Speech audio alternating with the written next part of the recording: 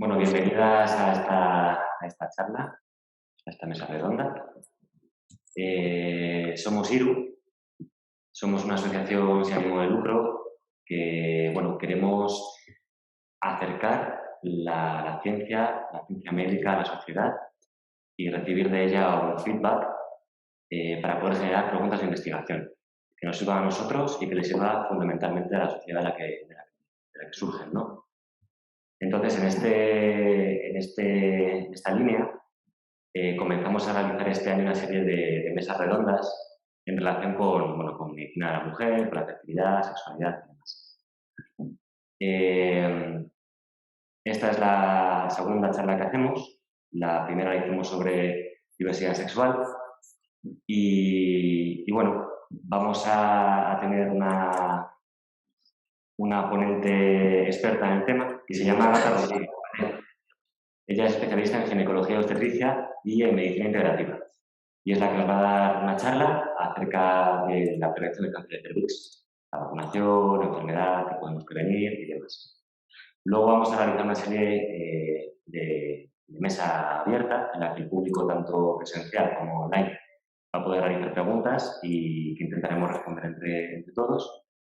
Y vamos a comenzar esta sesión con una serie de mitos y verdades, de preguntas que igual pues, nos ha podido venir a la cabeza y que creemos que son interesantes de responder. En cualquier momento pues, podéis enviar preguntas a través de Internet, a través de los enlaces que hay, y iremos pues, respondiéndolas en la medida de lo posible.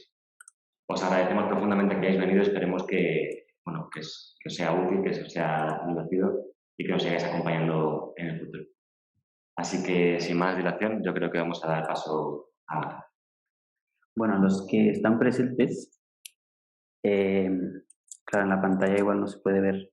La gente que participa online puede votar. Aquí pueden ver las preguntas, pero a menos que se conectaran, claro, no podríamos votar. Pero bueno, son 5 preguntas que hacemos un poco a la gente para ver lo que decía el compañero, para ver qué mitos o qué verdades hay en la ciudadanía sobre este tema. La primera afirmación dice: el virus del papiloma humano es el principal causante del cáncer de cervix. ¿Eso es verdadero o falso? ¿Qué dirían los que están aquí? Venga, vamos a levantar igual la mano derecha si creemos que es verdadero y la mano izquierda si creemos que es falso, ¿vale? Los votantes online, el 50% dice que es verdadero y el 50% dice que es falso. Las personas presentes... Venga, a la de 3 levantamos la mano. Verdadero, verdadero. Bueno, hay más verdaderos que falsos y esa afirmación es verdadera. El virus del papiloma humano es el principal causante del cáncer de cervix. La segunda afirmación dice: la infección por el VPH, el virus del papiloma, es la infección de transmisión sexual más frecuente. De los votantes en línea, el 100% dice que eso es verdadero. Aquí, mano derecha, verdadero. Muy bien, aquí también el 100%. Eso es correcto, es correcto. El 100% están en lo cierto. Es la infección de transmisión sexual más frecuente. La tercera afirmación dice: el VPH, el virus del papiloma humano, solo afecta a las mujeres. Los hombres solo lo pueden transmitir. Mano derecha, verdadero; mano izquierda, falso. Así rápidamente. Aquí en las presidenciales hay 50% verdadero y 50% falso. Los asistentes online, el 100% dicen que es falso. Y es falso. Es falso. El VPH no solo afecta a las mujeres, también puede afectar a los hombres. Ya nos contará un poco más la experta, la doctora Rodríguez. La cuarta afirmación dice: el VPH, el virus del papiloma, no se puede contagiar si se usa preservativo.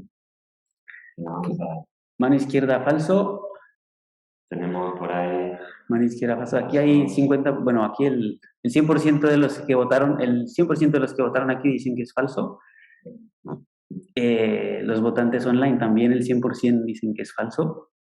Y efectivamente es falso. El VPH sí se puede contagiar aún usando el preservativo porque no es 100% efectivo. Y la última afirmación dice: las infecciones por VPH, por el virus del papiloma, se pueden curar, pero las personas también se pueden reinfectar.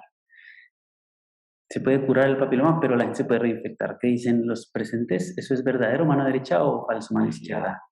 Muy bien, aquí en los presentes 100% dicen que es verdadero, los participantes online también el 100% dicen que es verdadero y todos están en lo cierto. Eso es verdad, se pueden curar las infecciones por el virus, pero por supuesto se pueden reinfectar.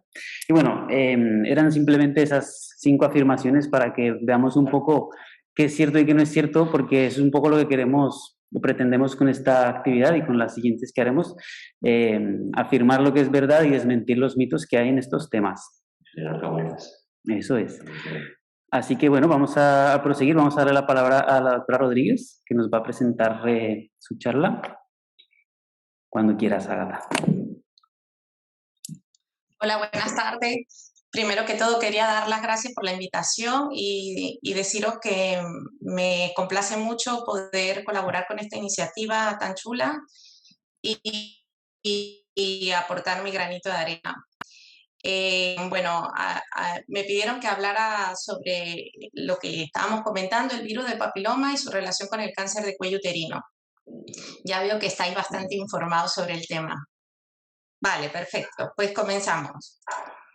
Vale, comentar primero que el cáncer de cuello uterino es el tercer cáncer más frecuente a nivel mundial y la cuarta causa de muerte por cáncer en mujeres. Es verdad que más del 85% de estos casos se producen en países en desarrollo.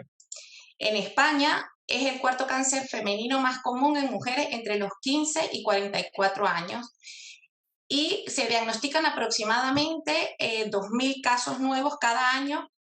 Aquí tenemos los datos de referencia del 2020 y se producen aproximadamente 800 fallecimientos por este tumor anualmente. En las últimas décadas, uno de los hechos más relevantes de la oncología es que han conseguido relacionar la presencia del virus del papiloma humano, aquí la abreviación VPH, virus del papiloma humano, con diferentes tumores, principalmente con el cáncer de cuello uterino, que, como ya lo habéis dicho, está relacionado prácticamente en un 100% de los casos. También está relacionado con otros tumores, como el cáncer de vulva, el cáncer de pene, que es mucho menos frecuente, pero en un 40% de los casos se detecta el virus del papiloma, y en un 70% de los casos en el cáncer de orofaringe. El virus del papiloma humano puede afectar tanto la piel como a las mucosas. Se han identificado aproximadamente 200 tipos diferentes y de estos solamente 40 son capaces de infectar la mucosa genital y anal, que es a la que nos vamos a referir ahora, ya que es el tema que nos atañe. Estos tipos de virus se diferencian según su potencial oncológico, es decir, su potencial de producir cáncer o de producir lesiones que pueden transformarse en un cáncer. Entonces, según esto, los vamos a dividir en los tipos de bajo riesgo oncogénico y los tipos de alto riesgo oncogénico. Los de bajo riesgo oncogénico, los más importantes son el 6 y el 11, se tipifican por números, y el 6 y el 11 son los que van a estar relacionados con las verrugas genitales, que seguramente habéis escuchado, las verrugas genitales o condilomas, que también reciben este nombre. Y luego tenemos los tipos de alto riesgo oncológico, que son aquellos que pueden producir lesiones que pueden progresar a un cáncer de cuello de útero. Y entre estos, los más importantes son el 16 y el 18. El virus del papiloma humano es la infección de transmisión sexual más frecuente, como ya lo habéis dicho. Aproximadamente se piensa que el 80% de las mujeres sexualmente activas tienen contacto con el virus en algún momento de su vida. Quiere decir que 8 de cada 10 mujeres van a estar en contacto con el virus, y en el caso de los hombres inclusive se piensa que es mucho más alto. La incidencia del virus del papiloma es mucho más alta al inicio de la vida sexual. Se considera que aproximadamente entre los 15 y los 30 años, un 20 a un 30% de las mujeres presentan el virus, o sea, tienen el virus detectable. Esta incidencia va bajando y llega aproximadamente a un 10% después de los 50 años. Y va disminuyendo según va avanzando la edad. Solamente de estas persisten de estas infecciones persisten solamente un 10 a un 15%. Esto quiere decir que la mayoría de estas infecciones son transitorias. Y solo un pequeño porcentaje de estas infecciones persistentes se transformarán en un cáncer de cuello uterino con el paso del tiempo. ¿Qué queremos decir con esto?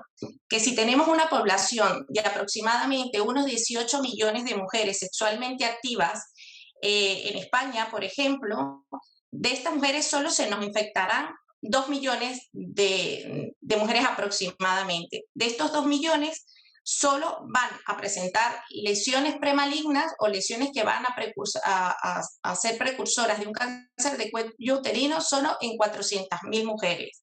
Y de estas solamente van a desarrollar un cáncer de cuello uterino 2.500. ¿Qué queremos decir con esto?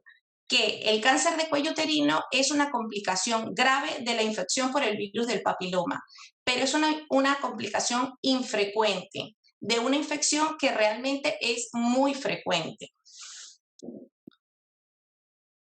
Hago hincapié con esto porque quiero que quede muy claro que la mayoría de las infecciones, prácticamente un 80% de las infecciones por el virus del papiloma desaparecen. El sistema inmunológico es el que hace que la infección desaparezca. El virus del papiloma tiene una especial afinidad por el cuello del útero. ¿Por qué? Porque a nivel del cuello del útero, esta parte que vemos aquí, hay una zona de transición anatómica en la cual hay un aumento de la división celular, ¿vale? Esta zona está aquí justamente donde les estoy señalando, que es la unión del revestimiento del cuello del útero por la parte externa, esta parte de aquí, que es un tejido parecido al de la piel, con la unión de la parte interna, que es un tejido glandular. Esta zona, que hay un cambio de un tejido al otro, se llama zona de transición, hay una alta división celular y el virus tiene mucha afinidad por este tipo de tejidos. Y por tanto es donde se consigue, o sea, donde es más frecuente la infección. También hay otros sitios, como por ejemplo a nivel de vagina, de vulva, a nivel de pene, de ano, que también hay una zona muy parecida a esta, pero en realidad la incidencia del cáncer producido por el virus del papiloma es menor, también a nivel de orofaringe. Entonces, ¿cómo se produce esa infección y cómo llega a transformarse en un cáncer de cuello uterino? Al principio, el virus se encuentra en el epitelio, en lo que comentábamos, es un epitelio de múltiples capas celulares. El virus puede estar ahí latente sin producir ningún daño, simplemente presente en la zona o empezar a producir cambios en las células. Dependiendo de la cantidad de células que se ven alteradas por el virus, vamos a ir aumentando la gravedad de la lesión que produce en el cuello del útero. En un principio, el virus puede durar entre meses y años, simplemente estando presente y produciendo pequeñas alteraciones en las células. Y es lo que llamamos lesiones de bajo grado. Estas lesiones tienen una muy alta probabilidad de desaparecer. ¿Por qué? Porque el sistema inmune tiene la capacidad de frenar esta infección, nuestro sistema inmunológico.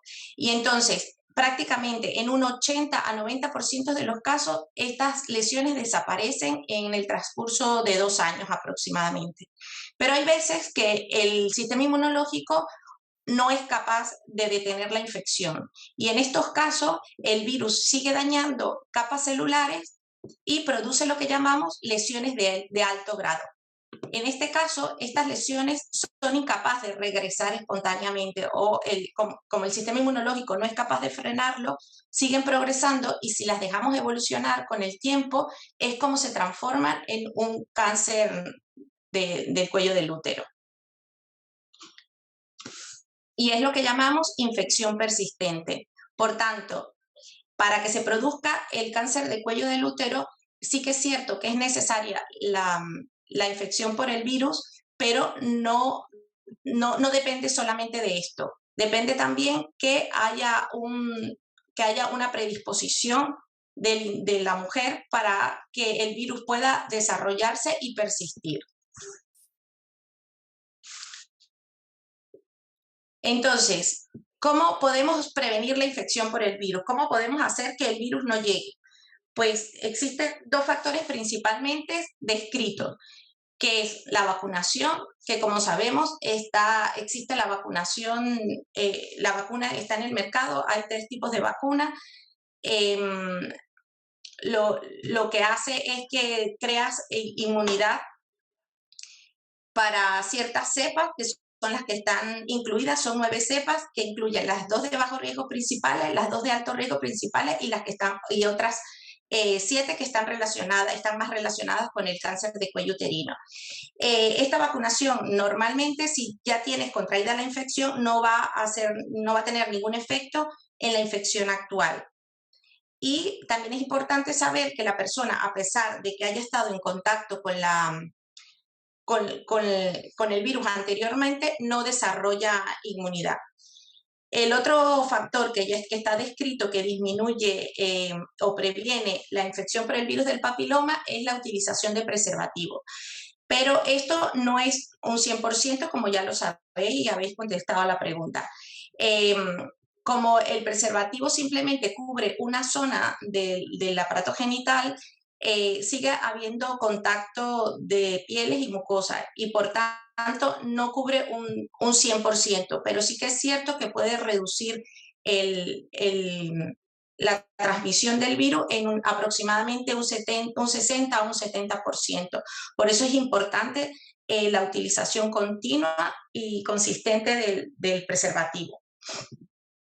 ¿Y qué factores nos pueden favorecer a la eliminación del virus? Uno de los factores que se han estudiado más es el tabaco. El tabaco afecta al sistema inmunológico. Todos los tóxicos que entran al organismo afectan la primera línea de defensa que tiene el cuerpo contra el virus. Y esto hace que no tenga la capacidad de frenar la infección.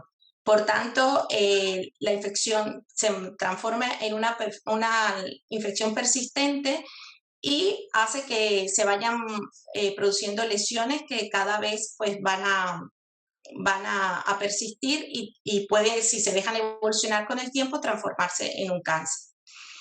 Y otro factor igualmente que ayuda a la eliminación del virus es el uso del preservativo, porque a pesar de que no es 100% efectivo, sigue sirviendo como barrera y corta el círculo vicioso. Inclusive en los pacientes las mujeres que tienen pareja estable, es importante el uso de preservativo cuando se tiene la infección ya presente. ¿Qué factores contribuyen a que persista la lesión? Bueno, en este caso es muy importante el tipo de virus de papiloma que se tenga. Cuando se hace el diagnóstico, se mira qué tipo está relacionado con la infección. Y ya se ha demostrado que el 16 y el 18 son los que están más relacionados con lesiones que van a progresar y que se pueden transformar en un cáncer de cuello uterino. El tabaquismo nuevamente, por lo que ya se había hablado, y algo muy importante son las alteraciones del organismo, del sistema inmunológico, ¿vale? Personas que tienen enfermedades de base, que alteran las defensas del organismo y que afectan el sistema inmunológico, como infecciones como el HIV o personas trasplantadas o que toman algún tipo de inmunosupresores. Pero este es un punto que tenemos que tener muy en cuenta porque la evolución o no de la infección depende mucho de cómo está el organismo, el estado de salud del organismo para afrontar la infección. ¿Cómo se detecta? Pues aquí tenemos los principales, las 2 pruebas de cribado que se utilizan. Anteriormente se utilizaba solamente la citología. El tema de la citología que tiene una alta sensibilidad pero una baja especificidad. Eso quiere decir que detectaba las lesiones, pero cuando salía negativa no sabíamos si realmente había o no había una lesión. Entonces, a esto se le fue sumando con el tiempo y al relacionar el virus del papiloma con el cáncer del cuello uterino se decidió hacer la determinación del virus del papiloma también para el cribado de estas lesiones. ¿En qué consiste la citología? Consiste en un raspado justamente a nivel de la zona donde se producen las mayores lesiones, aquí a nivel del cuello del útero, con un cepillito se hace un raspado de células y esto pues se estudia y se ve qué grados celulares, qué cantidad de células están alteradas, y con ese mismo material también por determinación del ADN del virus, por PCR, que ahora ya lo conocemos más con el tema del coronavirus, ya sabemos más en qué consiste la PCR, también se estudia la presencia del virus en el moco cervical, en el raspado de las células y del moco cervical. Normalmente se empieza a hacer a partir de los 25 años, cada 3 años, hasta los 69 años. Esto es el protocolo que se usa para la determinación masiva de lesiones de cuello de útero. ¿Por qué se utiliza esta edad? Pues porque se supone que a partir de los 25 años ya ha disminuido el porcentaje de infecciones transitorias, y a partir de aquí podrían considerarse ya infecciones que pueden ser persistentes. ¿Por qué? Porque, como lo habíamos visto anteriormente, al inicio de la vida sexual, el porcentaje es muy alto de infecciones transitorias que van a desaparecer espontáneamente. Entonces, se comenzaban a hacer estudios en chicas muy jóvenes, inclusive se hacían procedimientos, diagnósticos y tratamientos en chicas muy jóvenes, y la mayoría de estas infecciones desaparecían solas. Entonces, se hacían procedimientos innecesarios. Por eso se pautó como esquema empezar a hacer a partir de los 25 años. Ahora se está planteando realizar el cribado solamente con la prueba del virus del papiloma, y en caso de ser positiva, entonces sí hacer la citología. Y se va a aumentar la edad, ya no se va a hacer a partir de los 25 años, sino a partir de los 30 años. Y el tiempo entre una y otra también se va a ampliar, va a ser cada 5 años en vez de cada 3 años.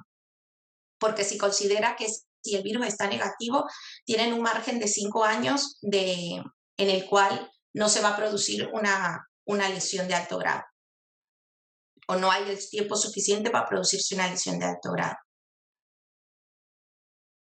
Vale, en cuanto al tratamiento de estas lesiones, va a depender del grado de la lesión.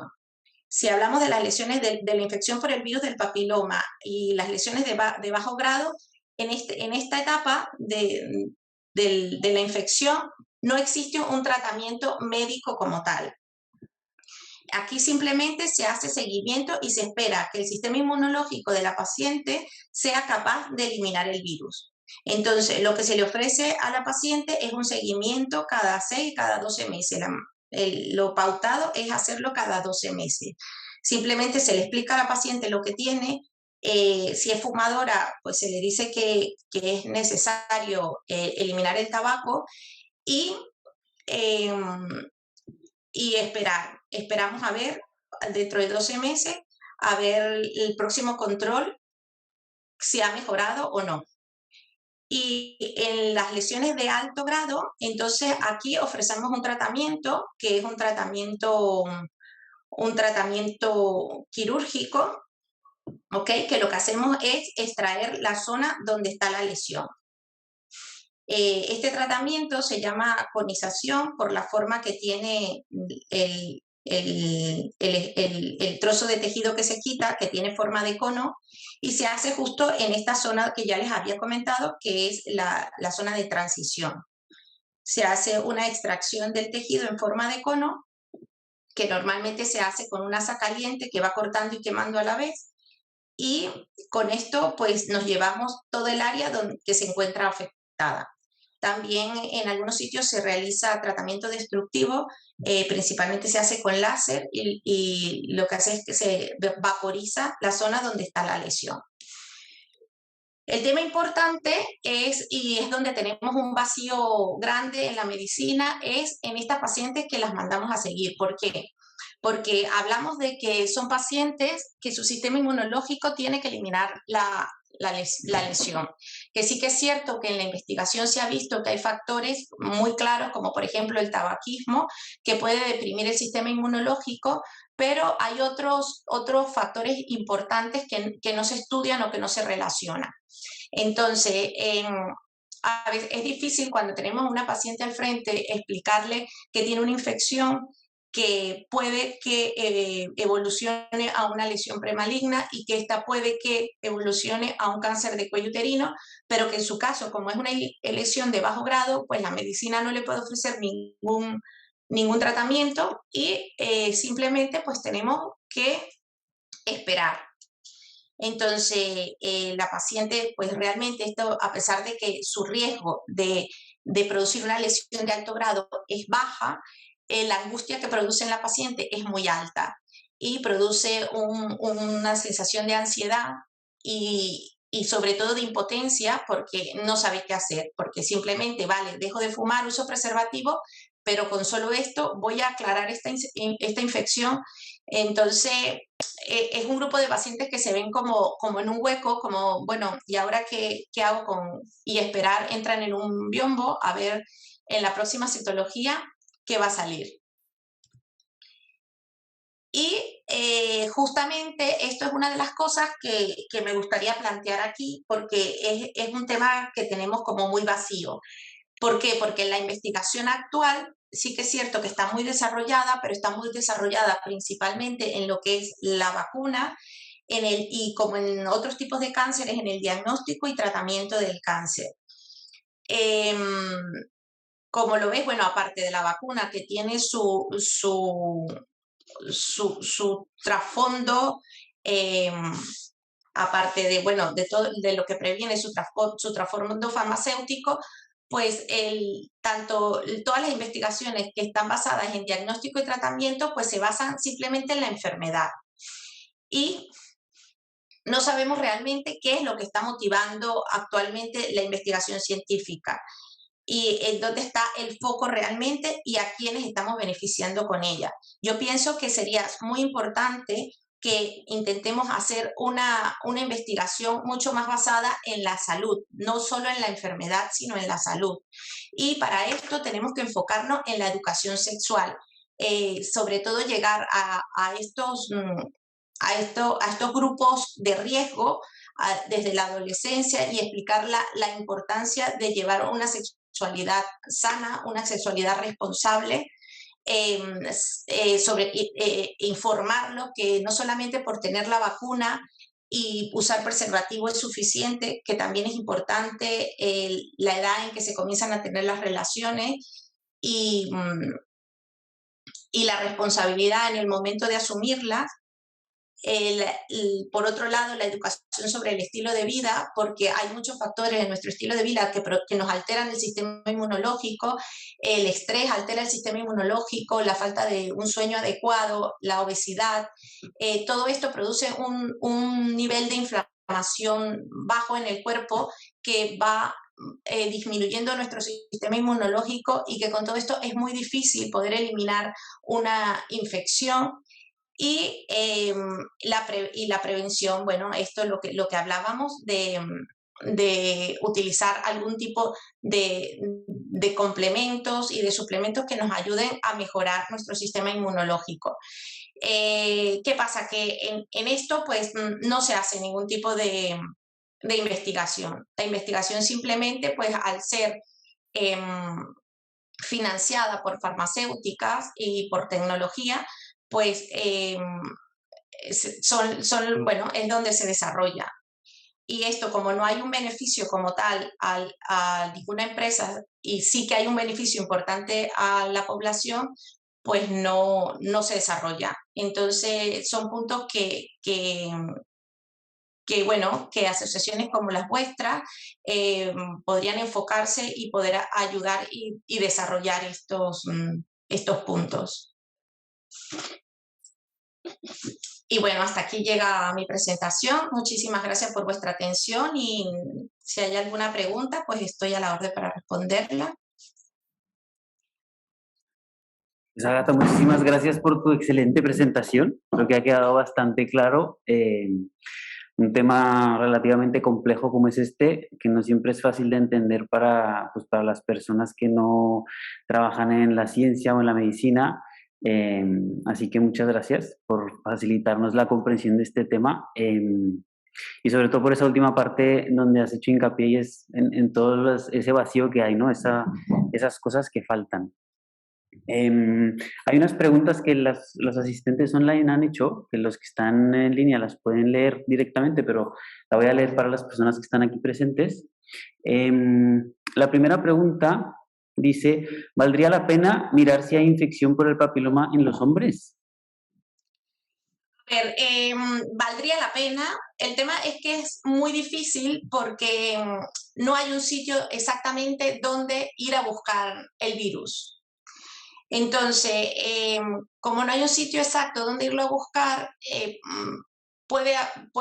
hecho hay muchos médicos que lo hacen, que hacen PCR tal vez a nivel de la uretra, pero el hecho de que salga negativo no significa que no lo tenga. Entonces, sería interesante saberlo, pero bueno, hasta ahora es difícil porque no hay, en el caso de los hombres homosexuales sí que es mucho más fácil porque se puede ir directamente a hacer una citología a nivel del ano, del canal anal. Allí sí, porque es donde hay una zona de transformación anatómica parecida a la que hay en el del cuello del útero y es normalmente donde se aloja el virus y se va directamente allí a buscarlo. Vale, muy bien. La siguiente pregunta, que está un poco relacionada, pregunta a alguien, ¿se podrían vacunar los hombres? Sí que se podrían vacunar. De hecho, ya la Seguridad Social empieza a ofrecer la vacuna a cierto grupo de hombres, hombres homosexuales, con inmunosupresión, HIV, etcétera. Pero sí, inclusive ya a los niños se les puede poner, al igual que a las niñas, vacuna, a pesar de que todavía no está en el esquema de vacunación, pero se está trabajando en ello, ¿no? Muy bien. La siguiente pregunta que hacen online dice, ¿cómo podrían las personas participar en la investigación de la prevención del cáncer de cervix? Vacunas, citologías, etcétera. A ver, yo pienso que uno de los vacíos importantes que hay es en la educación sexual responsable. Y yo creo que eso las personas pueden participar mucho. Pienso que nuestros adolescentes a veces, adquieren la información por, por zonas, o sea, por áreas donde no deben adquirirlas. Y hay también falta de educación sexual en los colegios, educación sexual real, oportuna, que les expliquen todas estas cosas. Y yo pienso tanto que los chicos como las chicas tienen que saber exactamente a qué se afrontan en el momento de asumir las relaciones sexuales a la edad que quieran y como quieran, pero saber a qué se afrontan. Si ellos saben qué decisiones toman, pues estarán preparados para las consecuencias que esto les pueda acarrear. Muy bien, yo estoy totalmente de acuerdo con eso. La siguiente pregunta dice, ¿qué se podría tomar para mejorar la inmunidad? Bueno, para mejorar la inmunidad yo creo que antes de tomar algo, lo primero es mejorar nuestro estilo de vida. O sea, no hacemos nada con tener sobrepeso, ir estresados todo el día, dormir mal, no tener contacto con el sol, no hacer ejercicio. Todo esto te crea un estado inflamatorio de base que tomes el suplemento que tomes para mejorar el sistema inmunológico, no te va a mejorar. Entonces, lo primero que todo es eso, llevar una dieta saludable, tener un peso adecuado, hacer ejercicio, dormir las horas necesarias, tener contacto con el sol.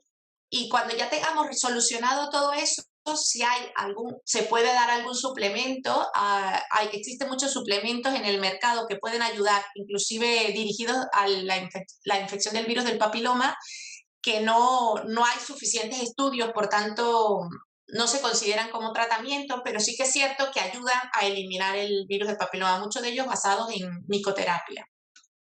Psicoterapia, o sea, tratamiento con extractos de hongos. Extractos de hongos, sí. Muy bien, interesante. Hay otra pregunta que preguntan también online, dice, a las primeras mujeres que nos vacunaron lo hicieron solo de 3 serotipos, si no me equivoco. Ahora se está vacunando con la nonavalente. ¿Estas primeras vacunadas estamos desprotegidas?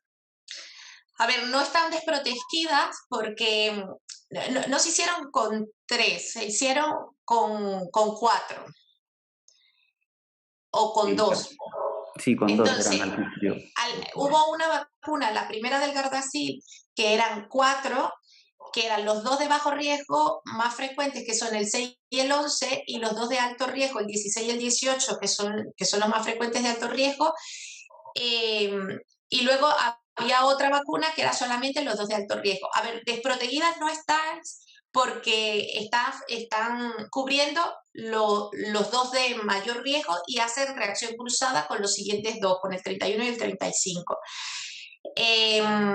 Revacunarse con la nonavalente, hay gente que lo recomienda, hay estudios que no lo recomiendan. En principio, está protegida por el 16 y el 18.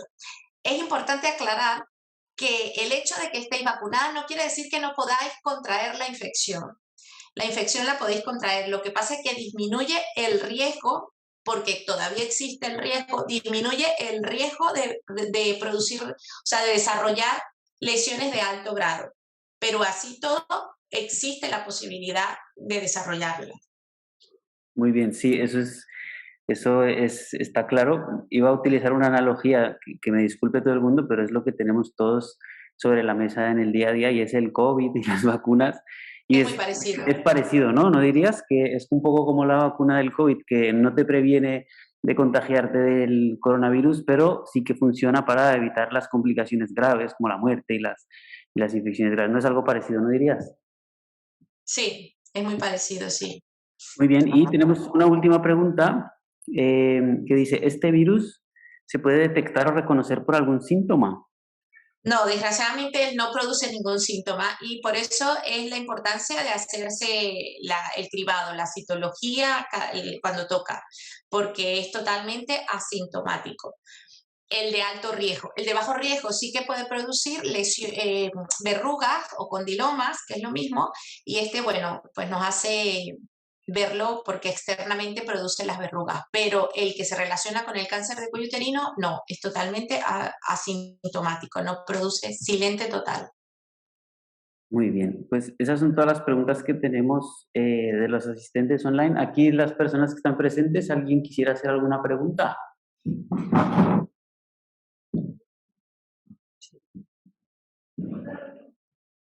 ¿Segura? Vale, bueno, aquí tú tienes una pregunta. Adelante. Sí, yo tengo una pregunta y una reflexión. La primera pregunta sí me ha venido a la cabeza es si la colonización, como tratamiento de lesiones ya más de alto grado, puede influir en la fertilidad. Es algo que sí que no pregunto. A ver, la conización ha variado mucho con el tiempo. Anteriormente la conización se hacía con un bisturí frío, o sea, se hacía un corte, se lleva y llevaba mucho tejido, ¿vale? Ahora se utiliza, bueno, yo no quise profundizar mucho en esto para no confundir tanto a la gente, pero luego que tenemos una citología alterada, se hacen otras pruebas, una que se llama colposcopia, que vemos el cuello del útero con un aparato especial, colocamos unos líquidos en el cuello del útero y podemos mirar qué tipo de lesiones, las lesiones que tienen, y con eso hacemos una biopsia, es decir, quitamos un trocito de tejido a la paciente y lo mandamos a estudiar. Y esto nos confirma qué tipo de lesión tiene en el cuello del útero. Ahora las conizaciones se hacen dirigidas por colposcopia. Por tanto, el trozo de tejido que quitamos es un trozo que va muy adecuado al tamaño de la lesión. Intentamos quitar solamente tejido alterado. Y entonces, al ser tan pequeño el tejido que se quita, realmente no tiene efectos en la fertilidad.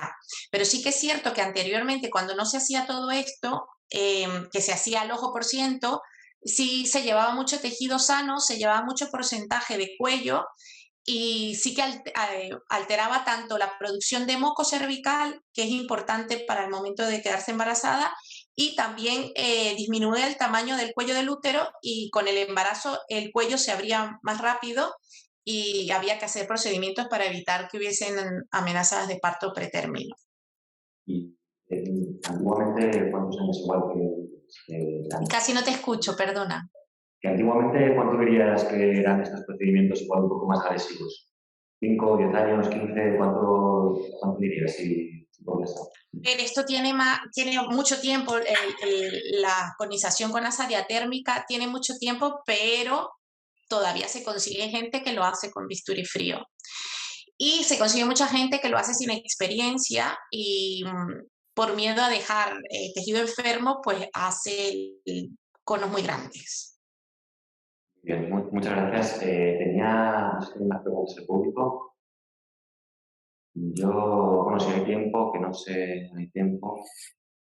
Sí quería preguntarte o preguntaros en general acerca de la infección del papilomavirus. Porque comentamos que con el preservativo sí que se disminuye la tasa de infectividad, pero aún así todo no es suficiente. Quería preguntarte cómo es esto, cómo es posible que habiendo un método barrera pues, se siga produciendo la infección. Y quería hacer una reflexión, porque sí que había habido algún momento que al ser el papilomavirus un virus que muchas veces convive en nuestra piel, que muchas veces puede hasta realizar una infección sin que se produzca lesiones durante muchísimos años, si esto podría de alguna forma influir en que se transmita al cuello, al cérvix, pues por otros medios, ¿no? Por las manos, o por boca, si esto es así o no, o qué tienes. A ver, el virus, sobre todo el de contacto, el de alto riesgo, tiende a contagiarse, o sea, este es el que el preservativo tiene menos probabilidad de evitar, ¿vale? El de contacto, el de bajo riesgo. Porque la mayoría de las veces son lesiones cutáneas que se transmiten con mayor facilidad. El de alto riesgo, como se necesita más la penetración, se supone que con el preservativo estamos un poco más protegidos, pero no es el 100%, porque pues al haber juego sexual, todo esto, pues es difícil controlarlo. Que podría haber una infección no más allá de, pues, de la propia penetración. Perdón, que no te entendí. Que podría haber una infección más allá del propio acto sexual de la penetración. Sí, puede haber, sí. Y en base a esto y con todo lo que estamos hablando, quería hacer también una reflexión porque yo sí que he tenido amigas, pacientes, mujeres, bueno, que hablan de este tema como con mucho miedo al tratarse de una infección de transmisión sexual, que tienen muchas dudas, muchas preguntas que intentamos responder acerca de cómo se contagia, de si tengo una lesión, cómo voy a poder contagiar, o, ¿no? que genera pues, mucho miedo, ¿no? Además es como hasta cierto punto culpándolas, ¿no? De alguna forma de, no, es que no te has puesto un preservativo, o no lo has usado, o... Entonces, sí que quería hacer una reflexión acerca de la auténtica peligrosidad de este virus, porque muchas veces lo he llegado... Vale, uno... No, es para que se te oiga mejor. Ah, vale. Sigue. Eso, que muchas veces bueno, pues he llegado a tener amigas y pacientes que me transmiten muchísimo miedo con este tema, pero realmente por las estadísticas que bien has expuesto y por las que son, la probabilidad de que una infección acabe pasando a una infección persistente y esta a su vez a un cáncer de cervix es muy baja y tienen que pasar muchos años, décadas, has puesto incluso. Entonces, como que esa cultura del shock, del miedo, de decirnos tienes que vacunarte, tienes que tener... Y me parece estupendo, sobre todo el tema de las relaciones sexuales responsables, afectivos sexuales, que se produzcan desde los institutos, las escuelas y que todo eso se mantenga en el tiempo, me parece estupendo, pero como que mi sensación, la sensación que me han dado estas personas, estas pacientes, estas amigas, es de un miedo atroz, algo que no tiene que dar tanto miedo. Y es más, en informes que yo he leído, cuando una mujer da positivo al VPH y se le pone al lado los serotipos a los que han sido positivos, hay muchas veces que se le pone que son con alto poder oncológico, ¿no? Que es como, claro, tú lees esto y dices, tengo alto poder oncológico, esto suena grave y suena... Entonces, como reflexión, ¿no? O sea, hay falta no solo educación afectivo-sexual, que también, o afinar más a quién poner la vacuna o de qué forma, o cómo hacer los cribados, ¿no? Si ahora mismo me dices que me alegra que se vaya a espaciar en el tiempo, que se vaya a empezar con más edad, sino también pues, transmitir un poco un mensaje de tranquilidad, ¿no? De serenidad, y decir, no, mira, es que puede estar infectada, pero lo más probable, de lo probable, el 80% has puesto ahí, que eso es como muy probable, ¿no? Sí. Es que lo laves, ¿no? Y aun teniendo después una lesión de alto grado, existe la posibilidad de que lo sigas lavando. O sea, como que... Y luego también, respecto a los porcentajes de los VPHs en España, o los cánceres de cervix en España, también sería interesante analizar cuáles de ellos derivan de poblaciones pues, socioeconómicamente pues más bajas, ¿no? Cuáles de ellos tienen que ver pues, con trabajadoras, por ejemplo, sexuales o con personas con bajos recursos económicos o educacionales, que está directamente relacionado con lo que luego se produce, con la prevalencia de cáncer de infección por VPH y luego de cáncer de cervix. Y sin embargo, las esferas socioeconómicamente más elevadas pues no lo hay tanto. Y aún así, estos mensajes me da la sensación que no acaban llegando a las esferas que deberían llegar, donde más haría la vacuna, donde más harían los tratamientos y la prevención. Y sin embargo, en las esferas más altas, ¿no? Por decirlo de alguna forma, hay un mensaje constante como de miedo, ¿no? Y bueno, pues nos lanzo esta reflexión que tenía. A ver, yo pienso igual que tú, estoy totalmente de acuerdo.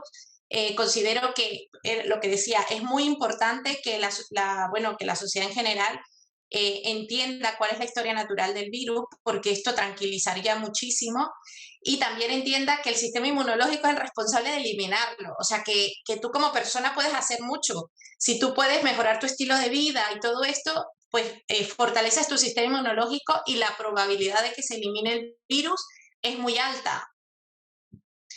Y esto es un mensaje que no se da, o sea, es un mensaje como que tienes esto y en realidad tú no puedes hacer nada, o sea, tienes que esperar y ya está. Y claro, esto produce mucha ansiedad, es lo que tú dices. Claro, te están dando un papel donde dice que tienes un virus de alto riesgo oncológico y que además que te vayas para tu casa y que no puedes hacer nada, o sea, estás como sentenciado. Sí. Y entonces, explicar esto a la sociedad, explicar que primero que es algo que tiene una probabilidad de eliminación muy alta y que además tú puedes ayudar a que eso sea así. Tú puedes ayudar mejorando tu estilo de vida, mejorando tu sistema inmunológico, puedes ayudar a que esto se elimine. ¿Qué pasa? Que no interesa, no interesa. O sea, no interesa, la salud no interesa. Interesa la enfermedad, pero la salud no interesa. No interesa al gobierno, no interesa a investigación, no interesa, porque no produce dinero.